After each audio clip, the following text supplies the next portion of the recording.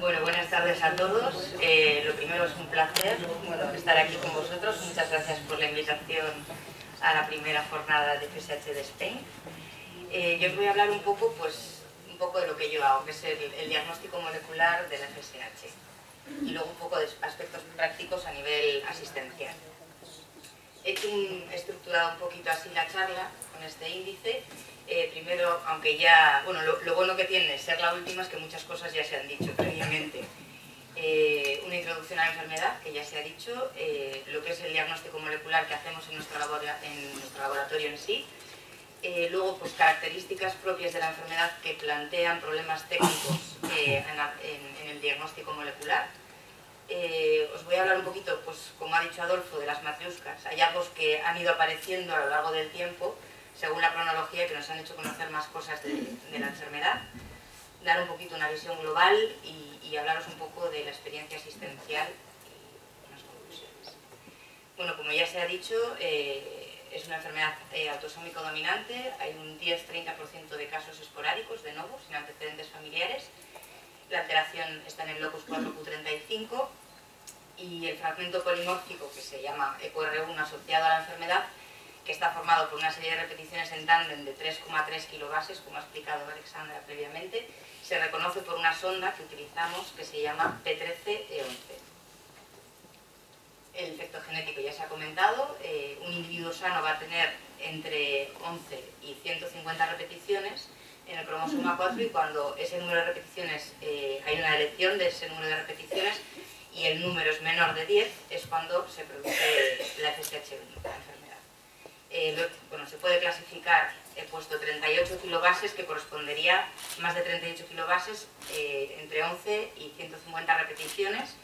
Y luego, pues, normalmente las formas más graves se corresponden con fragmentos más pequeños, con menos repeticiones, entre 10 y 15 kilobases son las formas graves. Gravedad variable, pues, es un rango amplio donde hay mucha heterogeneidad clínica, entre más o menos 4 y 6 repeticiones. Y luego las formas poco graves es cuando, entre las 28 y 38, cuando se acerca más al límite patológico, que son las 38 kilobases. Existe un problema, bueno, en que este mismo fragmento polimórfico EcoR1, bueno, esa región está también en el cromosoma 10, en el locus 10q26, y que es muy homóloga, es un 98% de homóloga con la región encontrada en el cromosoma 4. Eso plantea problemas que hay que, más que nada a la hora del diagnóstico, que hay que distinguir entre cromosoma 4, que es el patológico, y puede haber deleciones de fragmento en el cromosoma 10, pero eso no es patológico. ¿Cómo hacemos el diagnóstico molecular en nuestro laboratorio? Bueno, pues primero os introduzco un poco mi historia. Yo comencé a trabajar con Adolfo López de Munain ya en el siglo pasado, en 1999. Ya comenzando, él me encomendó, sobre el año 2000, me encomendó la tarea de montar la técnica del diagnóstico molecular de este tipo de distrofia. Entonces lo que hicimos fue ponernos en contacto con Marc Jean-Pierre, que está trabajando en el Hospital Cochin de París. Nos pasó el protocolo que utilizaba él y yo lo que hice, pues, es intentarlo poner a punto en nuestro laboratorio. Lo conseguimos y para validar los resultados lo que hicimos fue la doctora Pia Gallano del Hospital Sant Pau de Barcelona nos pasó unas muestras de pacientes previamente diagnosticados en el Hospital de Cochin y veíamos que los resultados se replicaban. Por lo tanto, la técnica estaba puesta a punto y sobre el año 2002 es cuando ya comenzamos a hacer el diagnóstico molecular de la FSH. ¿Cómo lo hacemos? Pues la muestra del paciente llega al laboratorio y de sangre, y lo primero que hacemos es hacer una extracción de ADN, del ADN genómico, de toda la información genética de esa persona. Posteriormente se hace bueno, son 2 días de trabajo. Luego hacemos una triple digestión, con distintas enzimas de restricción. La primera es EcoR1, luego hay una doble digestión, EcoR1-BLN1, y otra enzima que se llama SHAP1. Cargamos, bueno, esto lo he puesto así para que os hagáis una idea. Esto es un gel de agarosa que hacemos una electroforesis horizontal de esta digestión del ADN del paciente y lo hacemos en una cubeta horizontal donde el ADN lo cargamos en un gel y este ADN migra del polo, el ADN está cargado negativamente y migra hacia el lado positivo. Entonces lo que conseguimos es que ese ADN digerido corre en el gel y se ve una imagen así. Este rastro significa que aquí tenemos todos los fragmentos que cortan estas enzimas, que son como tijeras, herramientas que tenemos que cortan, que reconocen unas secuencias determinadas en el ADN y cortan. Pues ellas han reconocido dentro de todo el genoma las dianas para ECOR1 y estos sitios. Entonces lo que tenemos que hacer posteriormente es buscar dónde está el fragmento que queremos.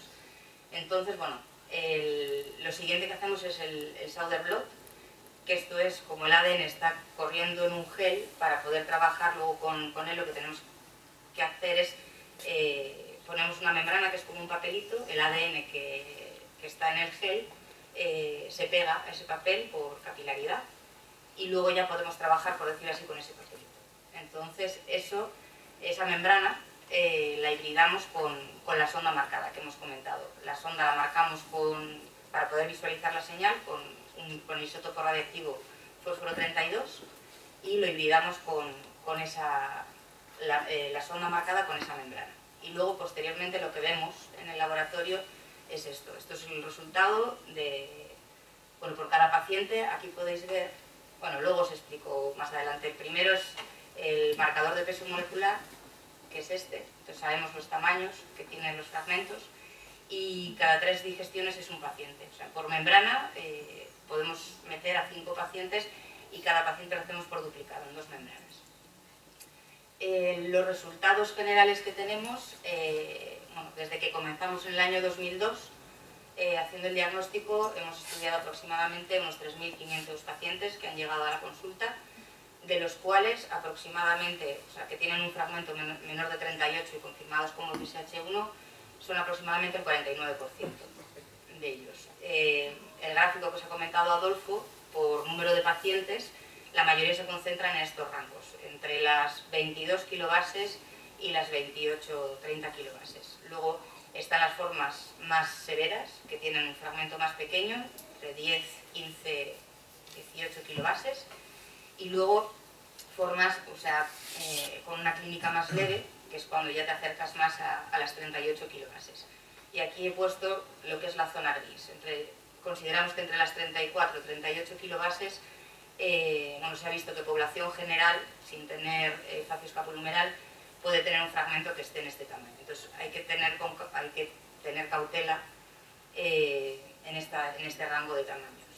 Perdona un momento, aunque te interrumpa. Sí. O sea, cuando haces el análisis, mi hijo es el afectado y yo ahora mismo lo único que sé es que el CPK está en 900 y pico cuando me han dicho que tendría que estar en 100 y pico.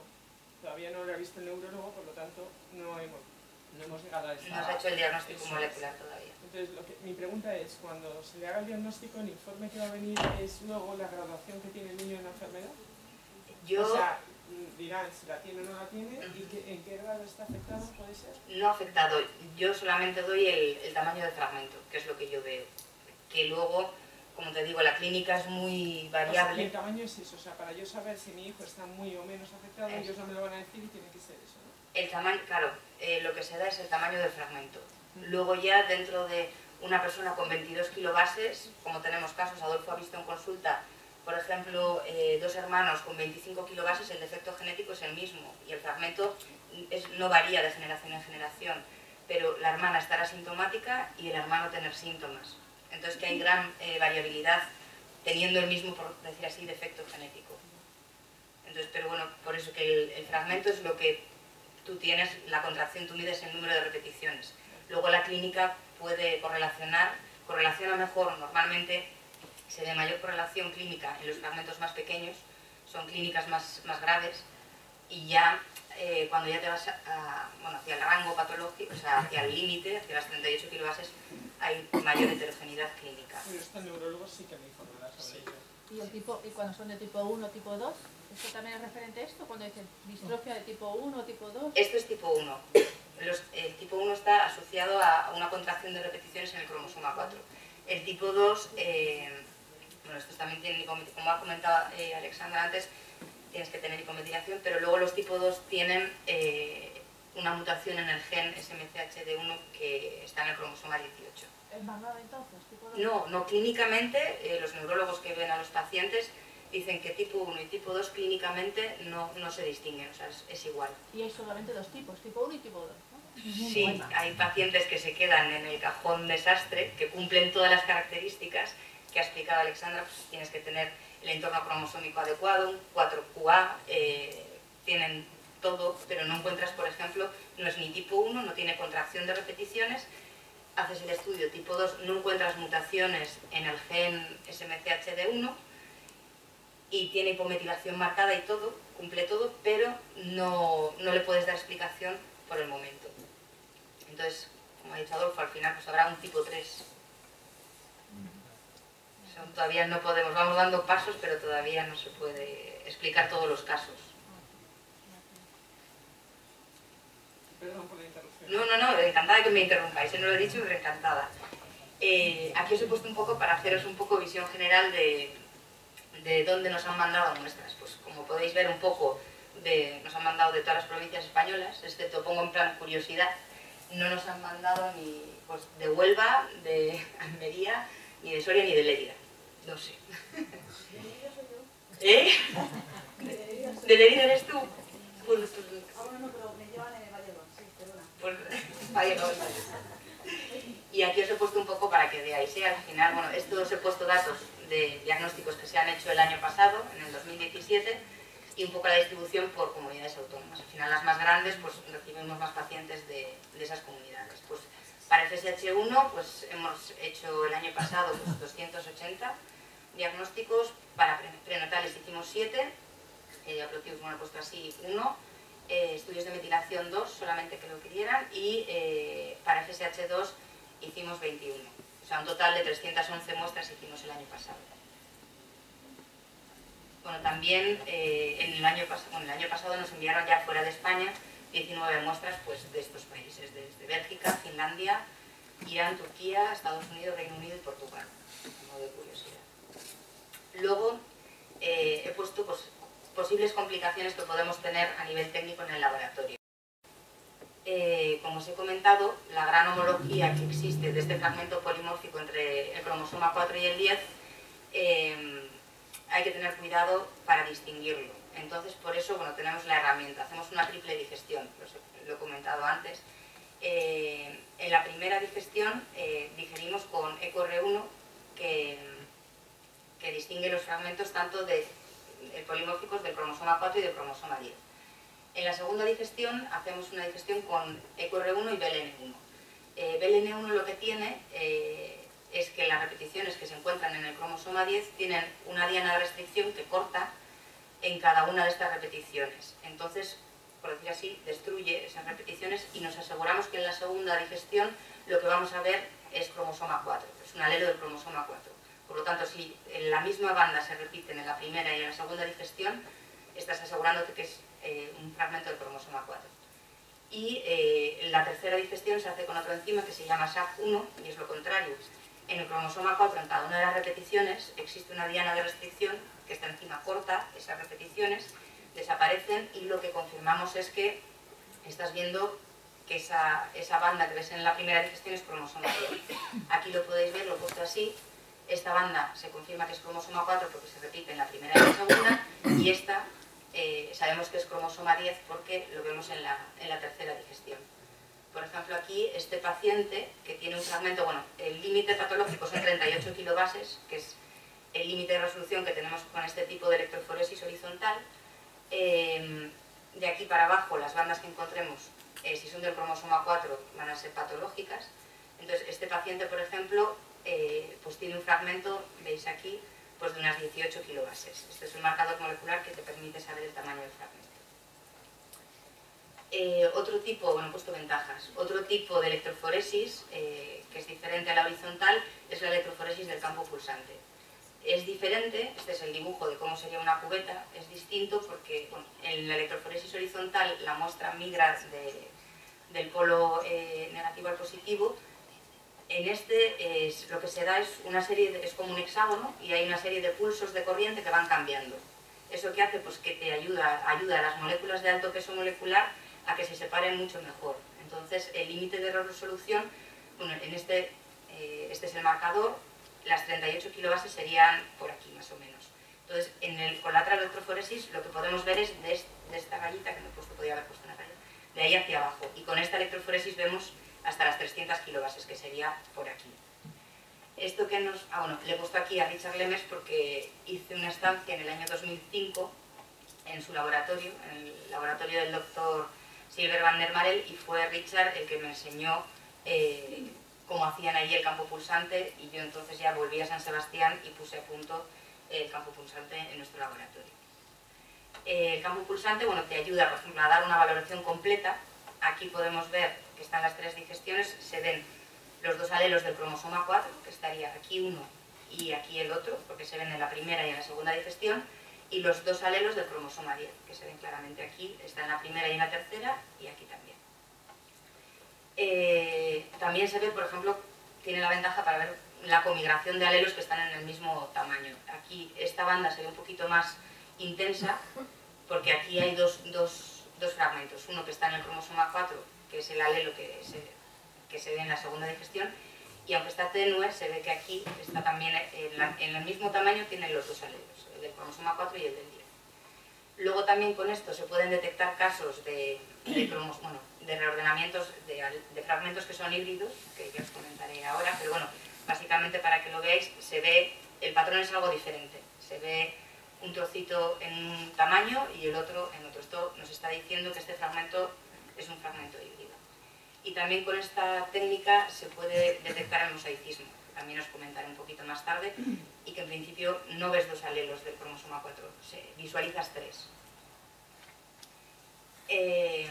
Debido a esta plasticidad, a esta homología entre los dos cromosomas, se dan una serie de intercambios subteloméricos.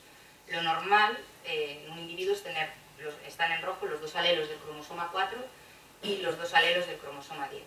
Pero pueden darse otro tipo de reordenamientos y reordenarse, por ejemplo, todo el grupo de repeticiones del cromosoma 4 al 10, o, bueno, no me voy a meter, hay varias combinaciones, o también puede haber fragmentos híbridos que comienzan por repeticiones del 4 y continúan por el 10, o viceversa. Esto, bueno, es una cosa bastante común en población control. Puedes tener un fragmento híbrido, pero bueno, en el rango normal, por encima de las 38 kilobases, no pasa nada. También se da en población control en un 9% fragmentos híbridos que están compuestos por repeticiones del cromosoma 4 y del 10. Pero lo que hay que tener en cuenta y lo que es importante es que solamente fragmentos menores de 38, ya sean híbridos o no lo sean, en el cromosoma 4 son los que causan FSH. Fragmentos menores de 38 en el cromosoma 10, sean híbridos o no, no son patogénicos. También tenemos el fenómeno de mosaicismo. En la FSH se ha visto que hay mutaciones de novo, que se dan en línea germinal un 60% y un 40% es mosaicismo somático. ¿Qué es un mosaico? Bueno, el mosaicismo somático tiene lugar en las primeras fases de la embriogénesis y resulta al menos en dos poblaciones de células. Esto es que, por ejemplo, una persona va a tener, por decir así, el fragmento patológico, el defecto, en un porcentaje de sus células, no en la totalidad. Entonces, cuando el porcentaje es menor de un 40%, hablamos de un portador. Normalmente esas personas pasan desapercibidas porque no tienen el defecto genético en el 100%. Tienes en un 20%, por ejemplo, de tus células y no presenta síntomas. Esto, bueno, en lo que es la membrana lo vemos así. Normalmente aparece una banda que es bastante más tenue que el resto de ellas. Entonces eso te hace sospechar de que se trata de un caso mosaico. Es importante en la presentación clínica de la enfermedad y bueno, con la electroforesis horizontal es más fácil detectar portadores mosaico que pacientes mosaico, que los pacientes al final tienen entre un 40 y un 100% de las células con el fragmento patológico y parecen similar en intensidad a a una persona que tiene un fragmento en el 100% de sus células. En el mosaicismo sí que se ha visto que existen diferencias entre el género masculino y femenino. Los varones con el mismo porcentaje, o sea, de las células con el defecto genético, los varones presentan más clínica, que están más afectados que las mujeres. Un paciente mosaico pues va a tener, como tiene menos células de su cuerpo, el fragmento va a tener un fenotipo más leve, una clínica más leve de lo que se podría esperar, y tiene menor probabilidad de transmitir el alelo contraído. En cambio, la descendencia de un paciente mosaico, o sea, cuando esa persona transmite a su descendencia el fragmento patológico, ese hijo va a tener en el 100% de las células el fragmento patológico y va a dar una clínica pues, como corresponde normalmente con ese tamaño de fragmento. Normalmente cuando dices una persona de nuevo no tiene antecedentes familiares, vas a estudiar a sus padres por si acaso y ves que uno de ellos es un caso mosaico. Luego ya pues igual el neurólogo lo mira con mayor detalle y dice, pues sí que es verdad que tiene un pequeño rasgo de clínica, pero que ha pasado desapercibido.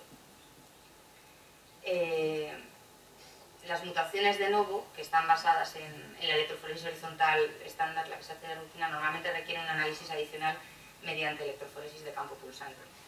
Esto posibilita su detección porque, por ejemplo, se ven más de 2 alelos. Por ejemplo, en este caso, que es el hijo es el que está afecto, ha heredado este alelo del cromosoma 4 de su padre, y este otro alelo se ha contraído y tiene dos poblaciones de células. Se ha contraído en un fragmento que está en el rango patológico. Aquí lo podéis ver, va a tener en el 70% de sus células el fragmento que tiene un tamaño de 140, y va a tener en el 40% de sus células el tamaño patológico, que tiene 17 kilobases en este caso. Richard Lemes publicó en el 2004 que este mosaicismo no se detecta en al menos un 90% de los pacientes. Muchas veces se pasa por alto, es difícil de detectar. Como ha comentado Alexandra, la FSH va asociada a una variante, que es la variante A. En el año 2002 se publicó que podías tener 2 variantes en una región que está, después de las repeticiones. Encontraron que todos los cromosoma 10 eran variante A en el 100%. En cambio, en población control se repartía un poco al 50%. Pues 55 eran variante B y 45% variante A. En los alelos FSH, los pacientes, en su totalidad, el 100%, vieron que estaban asociados a la variante A. Esto en el laboratorio para ver si eres variante A o variante B, se hace otro tipo de digestión con la enzima GIND3 y se hibrida con otra sonda distinta, pero con la sonda 4QA o 4QB en su caso, pero el proceso es lo mismo, se hace digestión, Sauer blot y hibridación con otra sonda, pero es lo mismo.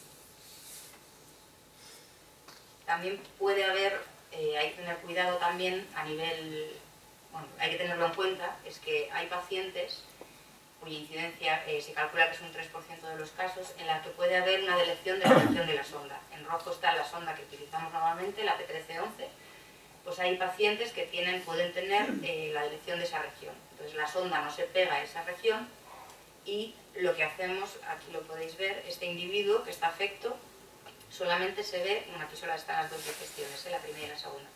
Este es un alelo del cromosoma 4, este es del 10 y este es del 10. Falta el otro alelo del cromosoma 4. Entonces, cuando se hibrida con otra sonda distinta, que es hibrida con cada una de las repeticiones, aparece el fragmento patológico, que en este caso había pasado desapercibido por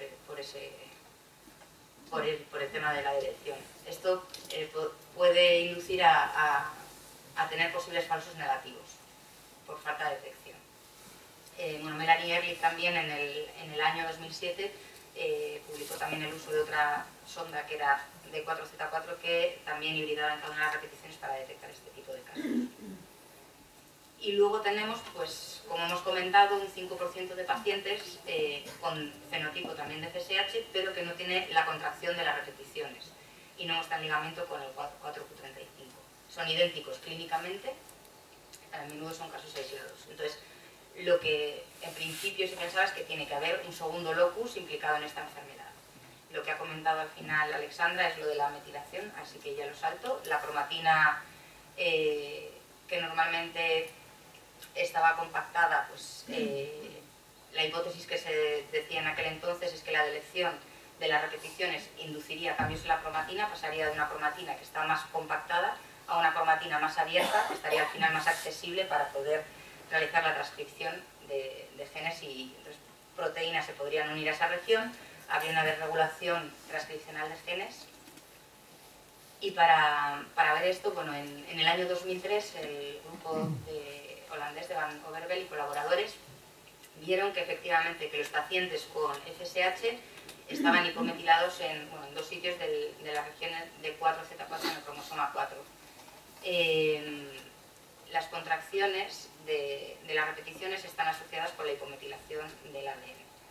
En el año ya 2005, los pacientes sin contracción, los que no tenían la delección de repeticiones, vieron que también tenían hipometilación en D4Z4.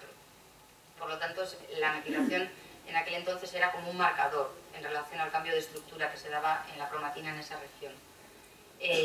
Os he puesto aquí la foto de Jessica de Grief porque cuando estuve en Leiden ella fue la que me enseñó cómo realizaban ellos allí la metilación, y lo mismo que Richard me enseñó el campo pulsante, Jessica de Grief me enseñó la metilación cómo la hacían. Entonces me vine a Donosti ya y monté la técnica también allí. Básicamente, bueno, simplemente es a modo de, para que veáis cómo se mira en el laboratorio, estos 2 pacientes que son afectos tienen, bueno, estos son 2 enzimas sensibles a la metilación. Si os fijáis en el paciente 5, FS1 es una enzima sensible a la metilación, y esta banda de arriba es la metilada y esta la no metilada. Pues en pacientes que tienen hipometilación lo que se ve es que esta banda disminuye de intensidad. Con esto nos está indicando que en esa región existe hipometilación, y lo mismo en este individuo. Este otro individuo se ve que no, esta banda está más, o sea, no está hipometilada, está al contrario. Luego en el 2009 también lo que vieron fue que los pacientes de FSH2, a diferencia de los tipo 1, muestran hipometilación no solo en el cromosoma 4. Ah, perdón.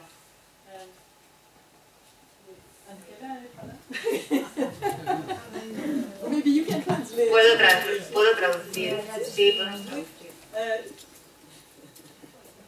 Merci. Tu dis qu'il y a des cas, la FSHD2 n'est pas liée au 4QA, au chromosome 4Q. Mais c'est faux. En fait, la FSH2 a besoin de 2 conditions génétiques, 4QA, mais pas de diminution du nombre de copies. Mais il faut le 4QA pour avoir la fin du gène DUX4, pour avoir un ARN messager stable et produire la protéine toxique. Et la deuxième mutation est sur un gène qui est sur un autre chromosome, par exemple SMCH2, D1, pardon, qui va changer la structure de la chromatine.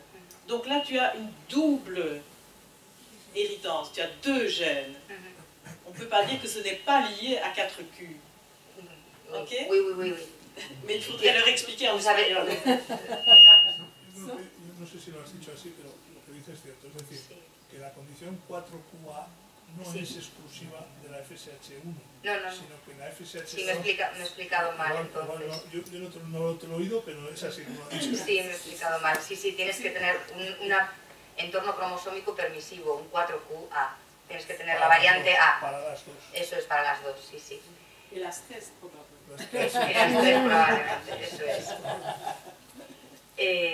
Pues eso, que vieron que los tipo 2 mostraban hipometilación no solo en el cromosoma 4, sino también en ambos cromosoma 10, por lo tanto tienen una hipometilación mayor. Y en principios han visto que presentan un fenotipo similar, los tipo 1 y los tipo 2, no hay distinción. Ahora os he puesto quería explicar un poco la serie de eventos que han ido sucediendo y cómo hemos ido conociendo un poco más de la enfermedad a lo largo del tiempo. Como ha dicho Adolfo, hemos ido sacando más muñequitas de dentro de, bueno, conejos de la chistera, por decir así. Desde que Lanús y de Guérin describieron la enfermedad allá por el 1884, pues hasta los años 90 no se descubrió el ligamiento con la región del cromosoma 4. Lo hicieron a través de estudios de ligamiento con muchas familias y al final vieron que la región que ligaba con el defecto de estas familias estaba localizada en el cromosoma 4. Bueno, como ha comentado Alexandra, primero muchos grupos intentaron identificar secuencias que se expresaran dentro de esta región y vieron que cada una de estas unidades contenía una pauta de lectura abierta. Son regiones que posiblemente se piensan que transcriben cosas. Entonces pensaban que tenían esa certeza. Pero hasta el año 2004, en que el grupo de Alexandra Belayev no se consiguió hasta este año identificar el gen funcional que se encontraba dentro de las repeticiones y que lo identificó su grupo en el año 2004. Os he puesto una diapositiva así general, no me voy a meter, simplemente era por aquel entonces, en el año 2005, se barajaban pues varios modelos epigenéticos para poder dar una explicación a la FSH. Había desde modelos en CIS, que hablaban pues, de regulación local de genes, de los genes que ha comentado Alexandra la mañana, ANT1, FRG1, FRG2, efectos de, bueno, de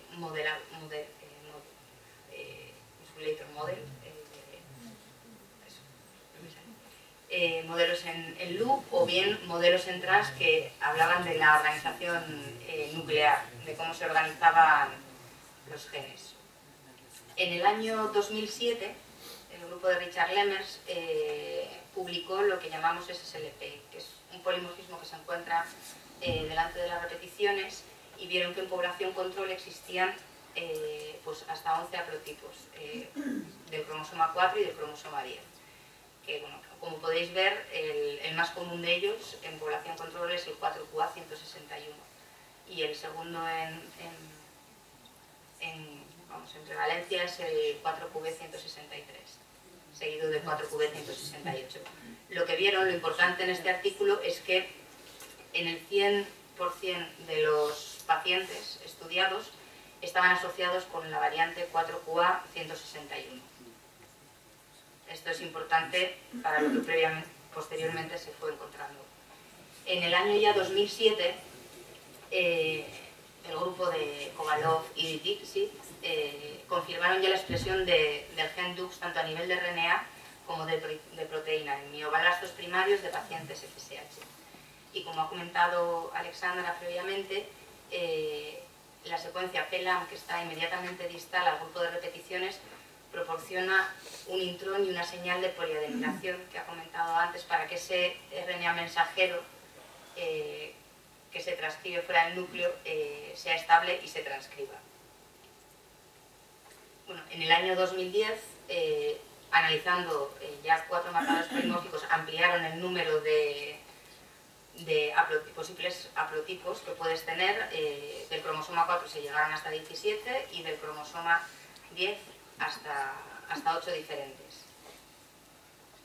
Y en el año 2010 se publicó por el grupo de Lemmers lo que llegó a ser como quería ser un modelo que unificara a nivel genético la enfermedad. Entonces lo que vieron, bueno, es que la contracción tiene que darse en un entorno cromosómico permisivo, que permite que la última copia de 4Z4 tiene lugar un splicing de un tercer exón, bueno, esto da igual, localizado en esta región, como ha explicado Alexandra, que crea esa señal de poliadenilación que permite que los transcritos de DUX se estabilicen y se expresen. Por lo tanto, concluyen que contracciones en entornos cromosómicos que se llaman permisivos son 4QA161, 161L, 151 y 168, son patogénicos, y contracciones en los otros cromosomas no son patogénicos.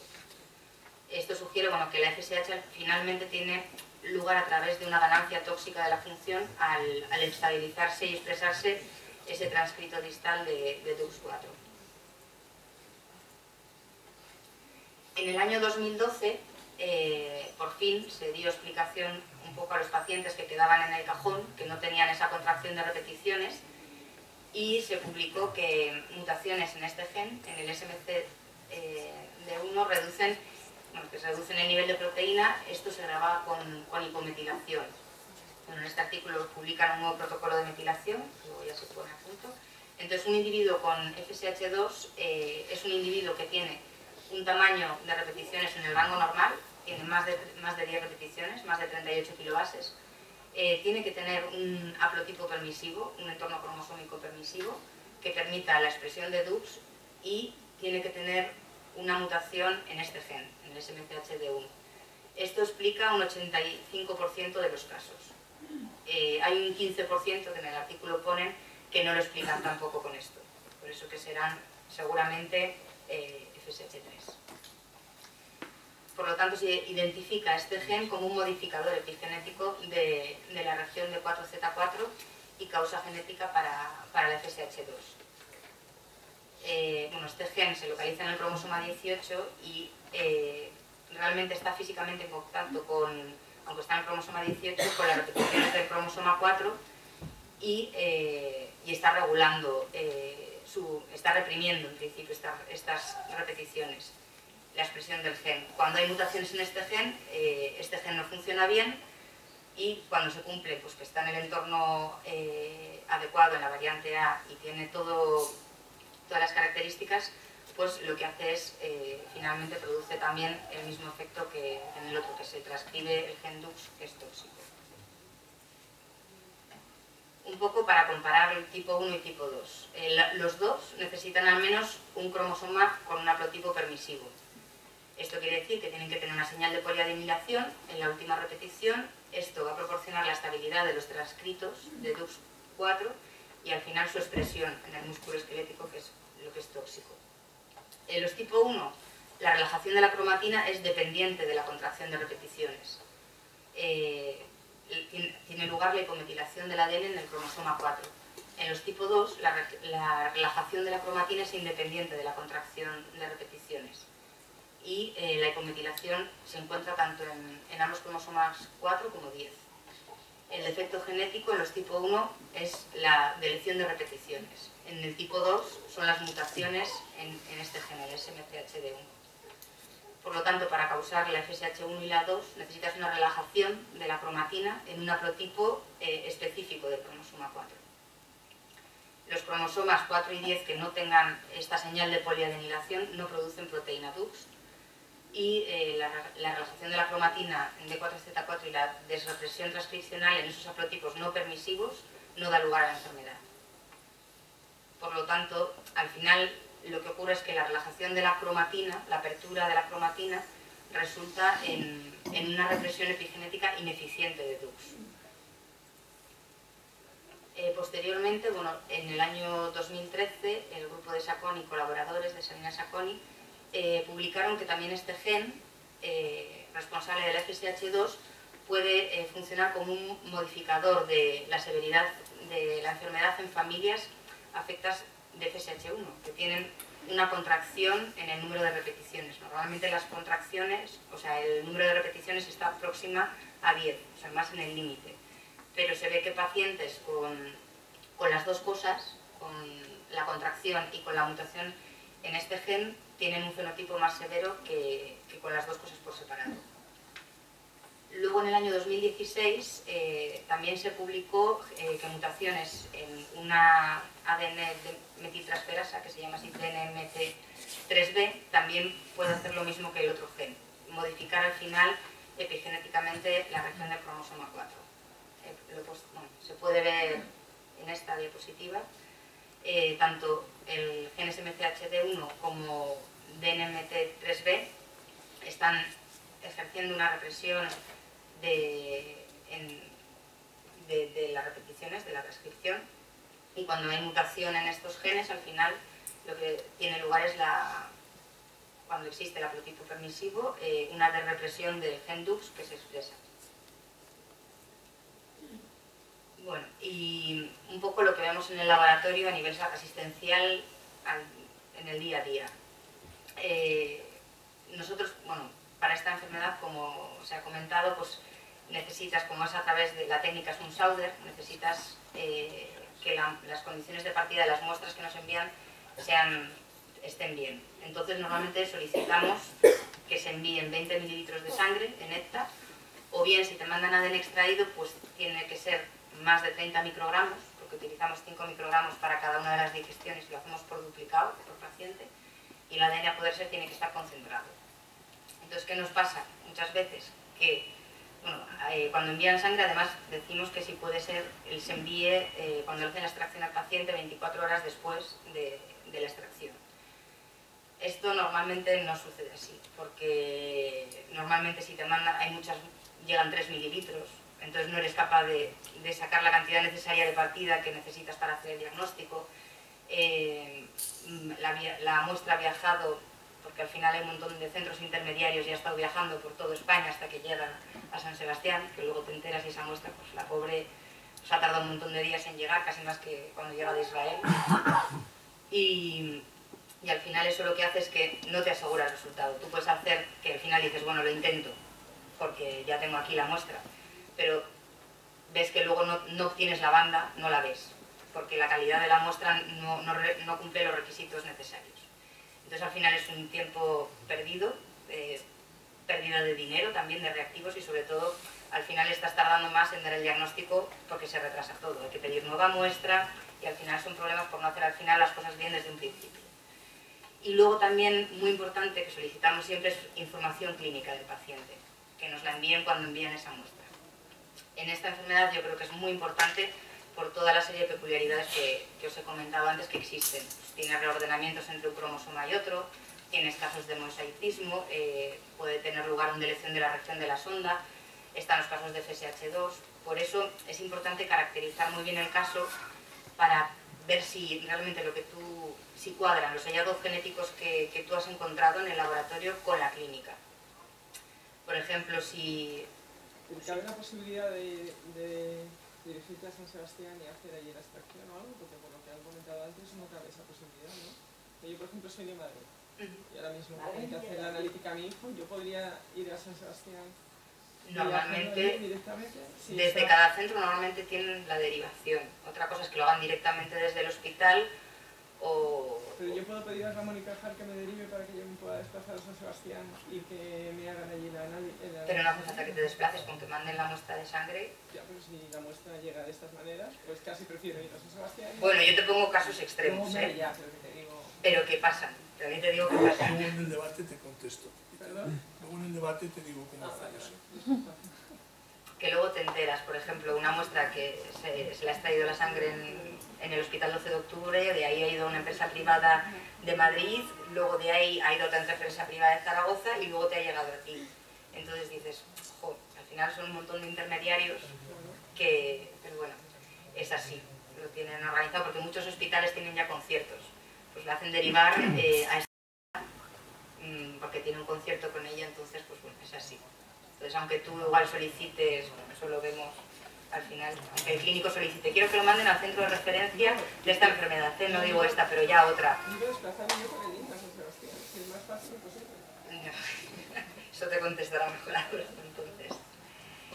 Y más que nada por eso, porque sí, con la clínica estaba comentando que es importante, porque igual ves un caso que tienes el informe clínico de un paciente que dices, bueno, es una FSH de libro, la clínica indica que lo es. Tú haces el diagnóstico para el FSH1 y no encuentras el fragmento seleccionado.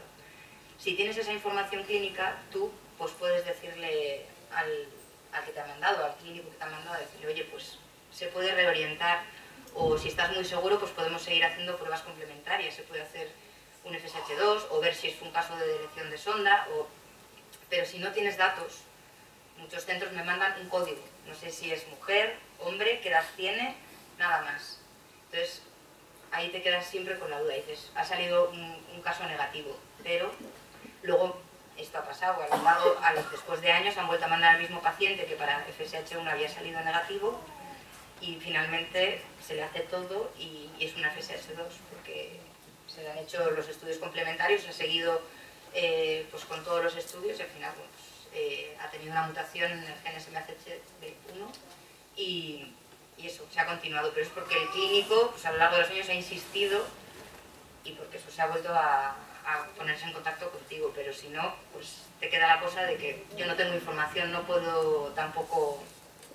Eso, que yo creo que eso, ahora yo lo vemos mucho en el laboratorio y por mucho que insisto y sobre todo de empresas que son intermediarias que son privadas, te dicen, es que por mucho que pedimos cuesta un montón, no nos dan información clínica, entonces yo creo que eso, bueno, a nivel de conclusión ya... Bueno, me queda agradecer un poco al grupo de neuromuscular del Instituto Biodonostia, Adolfo, que si no es por su amor a la genética altruista, que empezó en el laboratorio en un principio, pues no se hubiera llegado a nada de esto.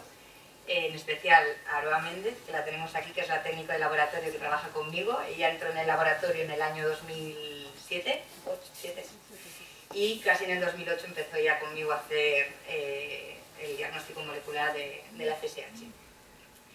Y luego, bueno, pues colaboraciones que hemos tenido a lo largo de estos años, pues con el grupo de Leiden, pues porque me desplacé yo allí a aprender un poco las técnicas necesarias para poder continuar con el diagnóstico molecular. Con Sabina Saconi también hemos colaborado, la conocía de otra estancia en Nueva York a ella, y Melanie Ehrlich también hemos colaborado, bueno, y coincidí con ella en el 2005 en Leiden porque yo también estaba estudiando, bueno, estaba aprendiendo a hacer campo pulsante con Richard Lemers. Luego agradecer también a los clínicos, pues que a lo largo de todos estos años han contribuido enviando a estos pacientes para poder realizar todo este trabajo, y sobre todo pues siempre a los pacientes un agradecimiento muy especial porque siempre están queriendo colaborar. Y nada, muchas gracias a todos.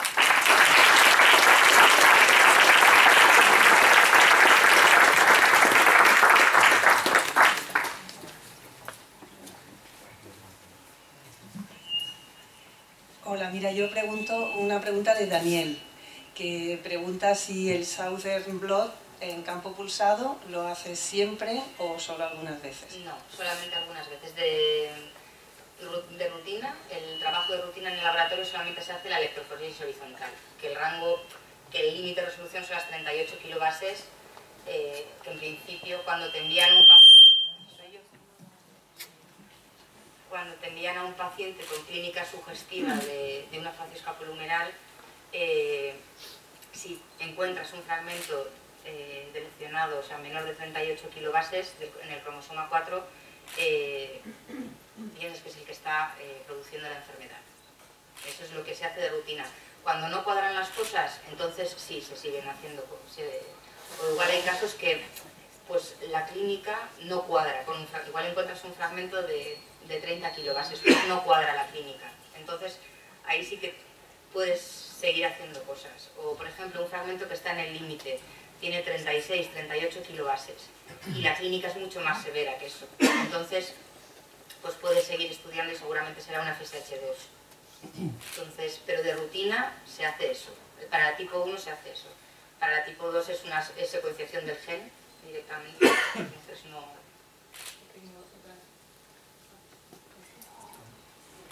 Lo pregunto yo ahora. Por el diagnóstico genético podemos saber si se ha heredado por los padres o por la mutación esporádica. ¿Se puede saber a ciencia cierta o no? En los casos que primeramente, bueno, que parece que son de novo,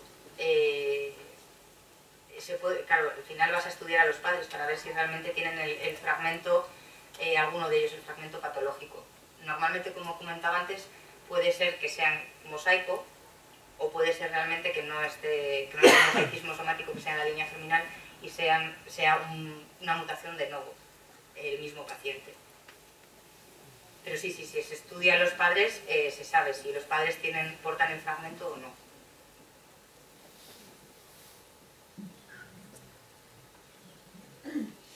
Otra pregunta, que los haplotipos estos del 4A, es una pregunta un poco tonta, que se llaman 161, 168, esos números...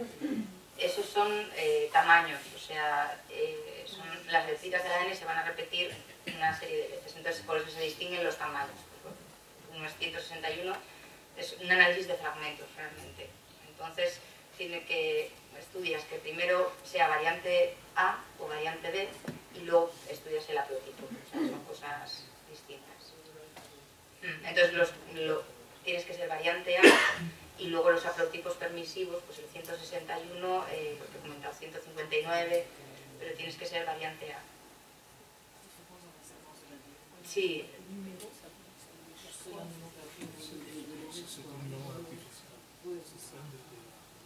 Son tamaños, al final es un análisis de fragmentos y se diferencian, son polimorfismos que se diferencian en el tamaño.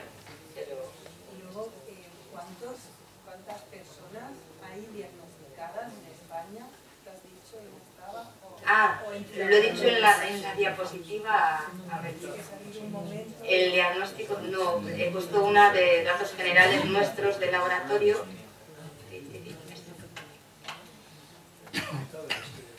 Hemos hecho un poco así por encima. Estos son de tipo 1, con la contracción del fragmento. Pues ahora hemos estudiado unas 3.400 igual. Bueno, he ido quitando otros casos, pero bueno, más o menos unas 3.500 y, o sea, serían unas 1.500 positivas de FSH1. Y de 2, no lo he puesto aquí, que luego me di cuenta que no la había metido. Hasta ahora pues hemos estudiado, yo tengo estudiadas creo que unos 100, más de 100 casos. Y positivos, ahora no sabía decir, pero 40 y pico, 5, o sea, también la proporción bastante parecida.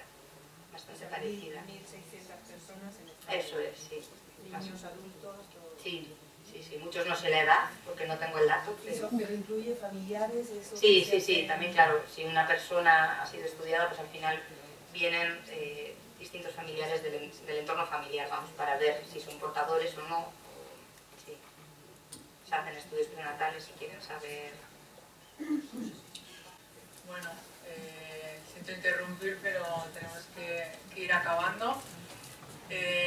Bueno, agradecer a